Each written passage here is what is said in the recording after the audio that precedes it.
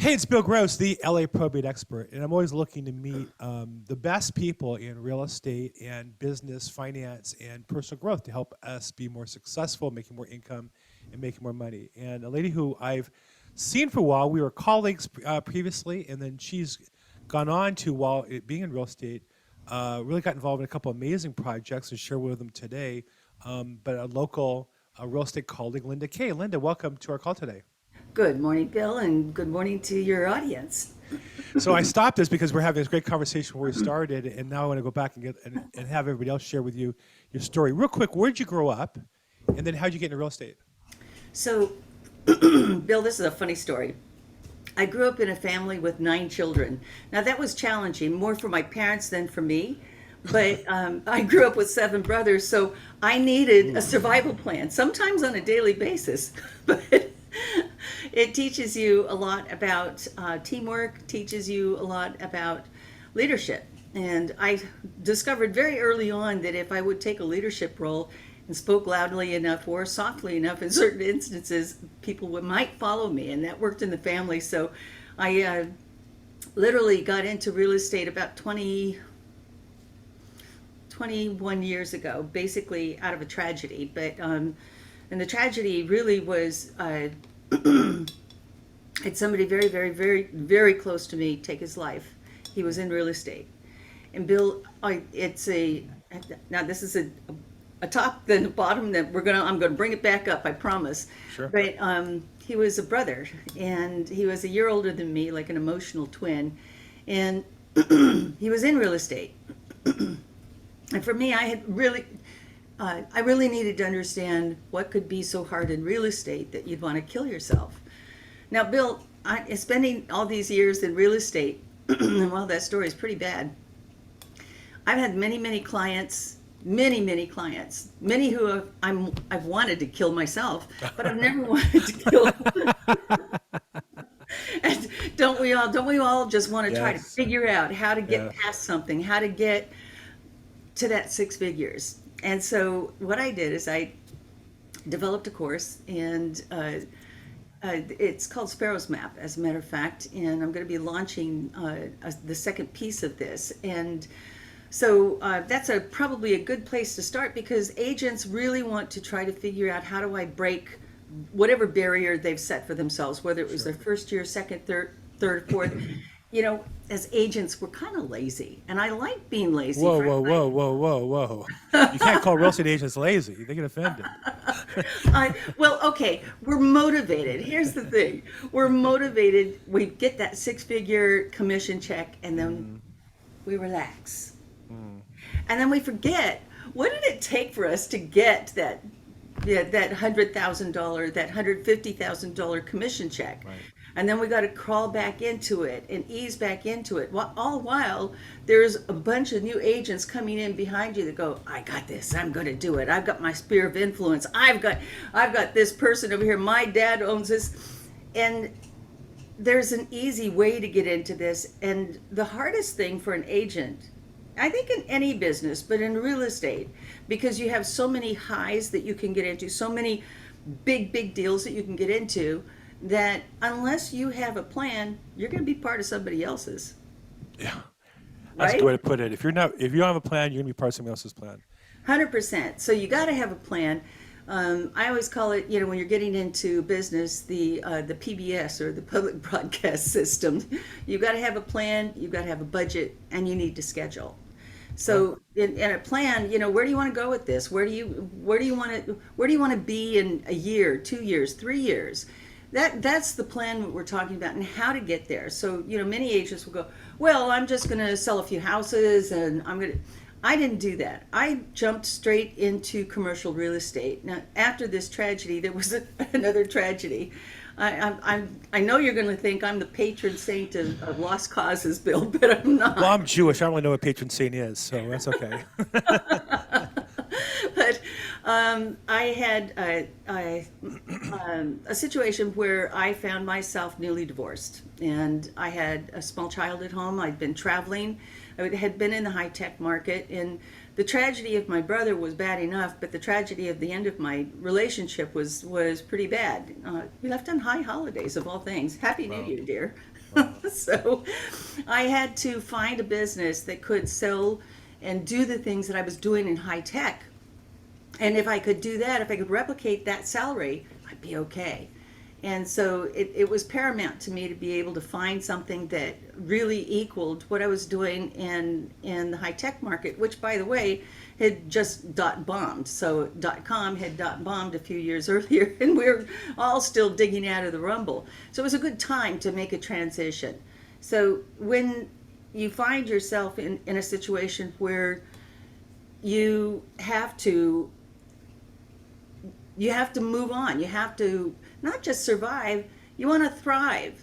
Yeah, there's a few steps where you go, okay, I'm going to have to survive. What do I need to do? That's why a plan is really important. Right. And so what I figured out, Bill, is that it can be really hard for a lot of agents trying to get into real estate. And I have had an illustrious career in real estate, mostly in commercial, but I got into residential a few years ago. And I did it because of a new problem. I'm in a 3,000 square foot house. My daughter has moved on, and I'm in the house with my cat and my dog. What's wrong with this picture? The cat and the dog fight. They get along, actually, until the dog body slams a cat, and then it's all on. But I had a problem. I didn't know the depth of the problem until I changed my situation, but I really was in a situation which many homeowners will find themselves in. We stay in a house and we buy a house, and the reason why we're in the house 10 years later or 15 years later is different than why we bought it. Why do we buy a house? To raise a family, right? And thankfully, if we did a good job as a parent, they grow up and they move on. They don't want to move back home. Unless you're in the new economy, and then that makes sense, but that's a different story. The idea of having all this equity, and if you've got a homeowner that has got a substantial amount of equity, they've been in the house for a while, and they decide that they want to retire, guess what? The IRS does too. They want to take 39% of your hard-earned equity and turn that into capital gains tax. And so I said, well, how do I... Well, don't forget the franchise tax board here in California. They also want their cut. They're like, Oh, so now how much are we talking, Bill? I just thought I had enough in my wallet. it's shocking how much. It's shocking how much you pay in state So, taxes. Bill, what is the average percentage on capital gains and franchise tax board after you sell your home? And this is, say it's your primary residence Right. and you've got a lot of equity. Give me a percentage number. Well, capital gains based on the rate that year, 28%. It was down to 20. Now it's back up to 28, depending on your income. But then also, but the state of California doesn't have capital gains, so you're going to pay 10, 12, 13, 14% on that. Talk to your tax consultant, but I'm going to tell you, it's a lot of money. Let me just say straight up front: you sell a house in California, you're going to pay, and there's an exemption amount on the federal, but there's not on the state, and it's hefty. It's hefty. And so now, Bill, if you bought a house, let's do some math, okay? Because I like numbers, especially with a lot of zeros on them. So let's just say you bought a house in 1997 for $650,000. Mm-hmm. Today, it's worth $3.7 million. 25 years later, 3.7. Right. All right, so you've got a lot of gain. How much tax are you going to pay on that if you don't have any kind of estate plan? And this is the plan I'm talking about. Right. You're going to pay let me calculate, a lot. Even- Too much. And we're talking about a single woman here or a single man, you know, so it could have been a woman that was widowed and has the house. This is why, Bill, many homeowners go, I'm just going to give it to my kid. And I hear that a lot. And a lot of agents will hear that also. But what if you were able to give them a plan so they could get out of their full-time maintenance job on their house, get out of what I call the secondary, and you don't see the secondary collateral damage until you move away from it. And when I moved away from it, and I'll tell you what my plan was, when I moved away from it, I realized, even though I'm very happy as a solo act here, and I've been a solo act for a long time, and I am holding auditions for the new Mister right now, so don't worry. But Oh, okay. I find him. okay, so what I My found my was, wife married Mr. Right. Mr. you Always know she did, and she did a Mr. good job. You go, girl. She calls me all Mr. Always freaking right. I know.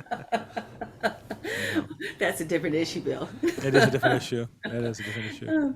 But with the secondary collateral damage was the isolation and loneliness that I felt. And I live in a Oh. great neighborhood. And by the way, I never felt isolated and I never felt lonely.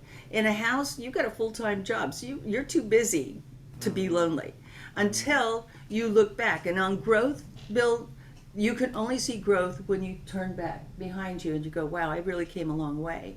Whether it was a kid that was marking his height as he was growing up on the wall or the kitchen wall, or us personally in our growth and our development professionally or personally.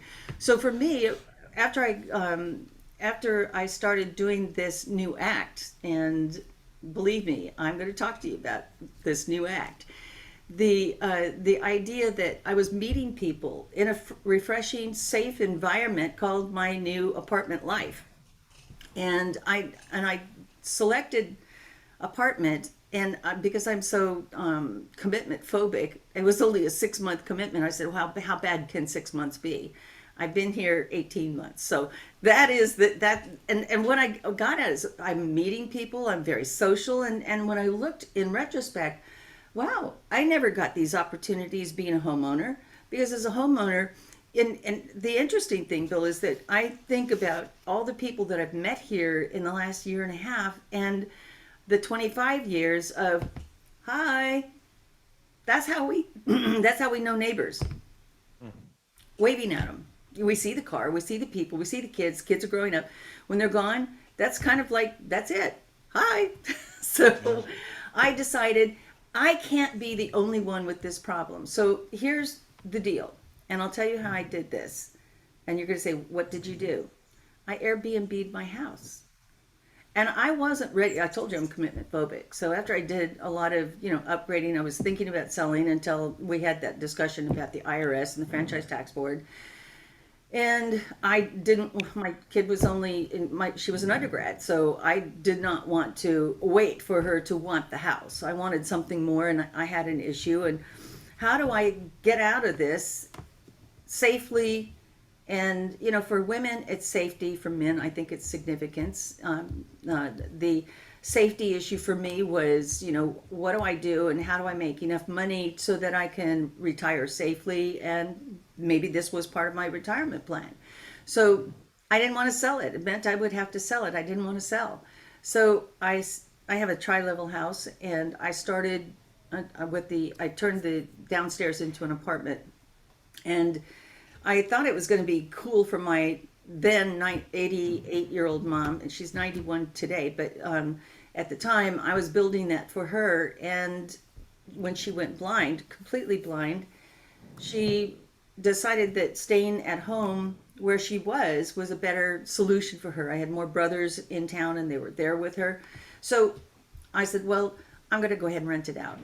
And as I rented it out, I was sitting in a 1031 presentation. I don't remember who the gentleman was, but I walked up to him and I said, I know, and because he was talking about like kind, and that you could just rent out your house, and it didn't matter what kind of investment it was, you could 1031 it. And I knew about 1031. I've been in real estate for a long time. But the notion of a partial 1031 began to appeal to me. So as I started to look at the numbers of partial 1031, so can you explain what a partial 1031 might be, Bill? Well, you break the ownership into pieces, and part of it you keep as your primary residence, and part you keep as investment property, and that part you can 1031 exchange when the time comes to sell into something else, if that's what you want to do. So what's the tax benefit there? What's the biggest tax benefit? It's so funny. I literally last night watched an interview with Robert Kiyosaki, Rich Dad Poor Dad, with Ben Shapiro, and he said the word 1031 and his face lit up. He talked about the magic of 1031 exchange. while it basically, lasts.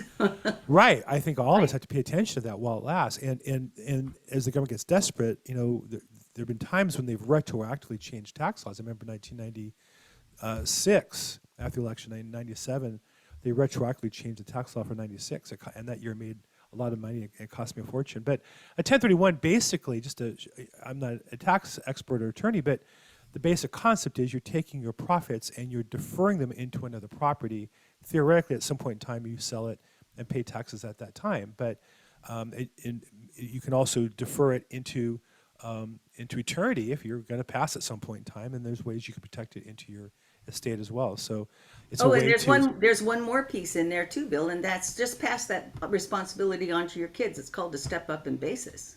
Right. Well, when the time comes, you're gone, and somebody inherits it. I work in probate all the time. That the magic there is that the parent's house may have a tax liability underneath it of $3 million and change, but when it's given to the child, they get that at the value at the date of death, and so in essence, they get the step up from Market the value. yeah. So they get the step up from the original price to the current market value with no tax liabilities, which is just magical in our tax code for real estate, both the step up and the 1031. And if either of those, when they come up politically, there's all kinds of pushback because you have people who've built their whole lives on those two concepts and don't want to give it up. And I understand it's a lot of money you're talking about.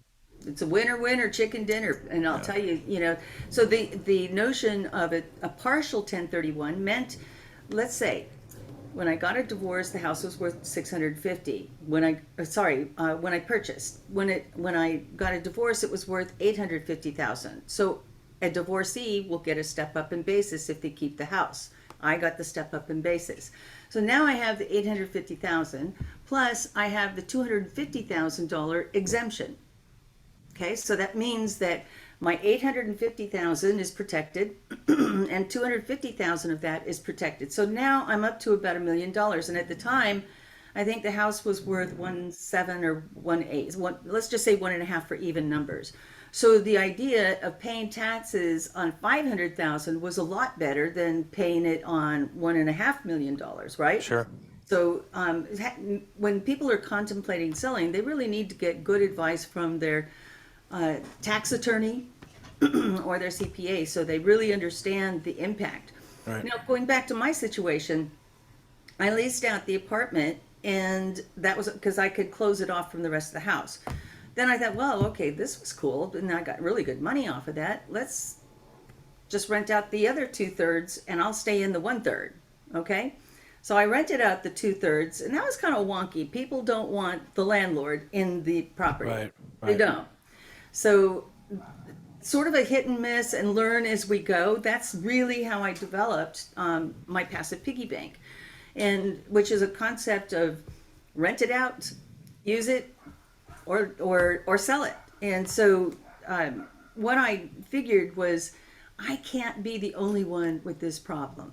So what if you went to a homeowner and said, did you know that you've been in this house for 20 some odd years? You're probably not going to go out until toes up. We don't have that conversation, but that's the reality. Because they're looking at the alternative. What if I gave you an alternative? What if I provided you with an opportunity to have 6,000, 8,000, 10,000? For me, double that number. That's my average on the house. $20,000 a month when I rented. And so what I learned in all of this, Bill, was that not only could you rent out your house, but you could rent out your condo, your townhome, your vacation home. And then as it turns out, your sailboat, your motorboat, your Sea-Doo, your Right.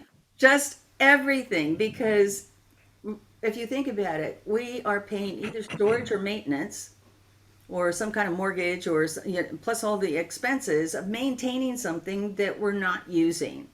And so that's how my passive piggy bank was born. So passive piggy bank is the concept of learning how to, and that was the third segment of my real estate, which was, as I said before, working with new agents, working with experienced agents, and whether or not it's investment grade. And because I've had over 20 years of a career building this dream of being able to help multiple multi-generational families be able to preserve wealth, and learning how to do that was really important. So I kind of backed into it, learning 1031, Right. learning single tenant net lease deals, and putting my older clients into that. And today my oldest client, get ready for this, is 106. Wow. And I work with his son. I work with his grandchildren. Wow. I've worked with many people, and when people learn the skill of moving properties, preserving wealth, and they learn that from somebody that they know, like, and trust, they're going to send their kids to them and their grandkids to them, because that feeling of I'm going to be taken care of exists in that relationship, and that's really important. So when I learned how to do this, I said there's going to be a lot of other people that are going to learn from this and benefit from this. So as it turns out, Bill, I'll be teaching a master class on why Airbnb, why this, and I'll be offering up a beta course on this.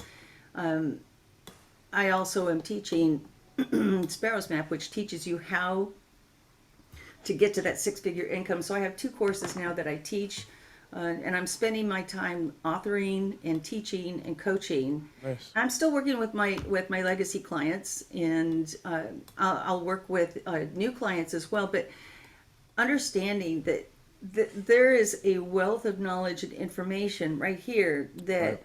For me, my legacy is to leave and impart other people with the ability to not only feed themselves, but feed their family, take care of themselves, and build a life that is short of the risk of not knowing how to do this, and not knowing how to do this repeatedly and consistently. I'm happy with what I'm doing. It's a new career. So, for years I'd seen families, in particular in Beverly Hills, who leased out houses. And I wondered, why are so many homes in Beverly Hills, in the flats in particular, where there's less lifestyle and it's more about living there, why are so many leased rather than sold? And the answer was that wealthy people had very sophisticated legal and accounting consulting and realized these principles you're talking about years ago, when that information was limited to an attorney you knew or an accountant that you knew. And I think now these concepts are more democratized, if you will, and getting out. And as a result, more people, in your case, it's a high-end area as well. But I know people who Airbnb for the same reason in maybe what we might call middle class or even blue collar areas, in Arcadia and in Rancho Cucamonga, where the house is worth $800,000. But if they bought it 30 years ago for $30,000 or $60,000, they have the same tax problem, different level, and again, not judging, but to them, it's all the money they have. And they also want income and avoid taxes legally and pass on wealth to their families. So these concepts are really powerful. And I think that the one thing the internet's done with videos, hopefully like this, and websites and classes like the ones you offer, we take information that used to only be available with an attorney who you'd pay $1,000 an hour to. You're now taking very sophisticated information, and you're not giving them legal advice, you're not giving them accounting advice, but you're giving them the material that they can take on their own and run with and benefit from it. And that's why I really, once I heard what you were doing, I really was anxious to get a chance to share with you. So let me be so bold as to share your website.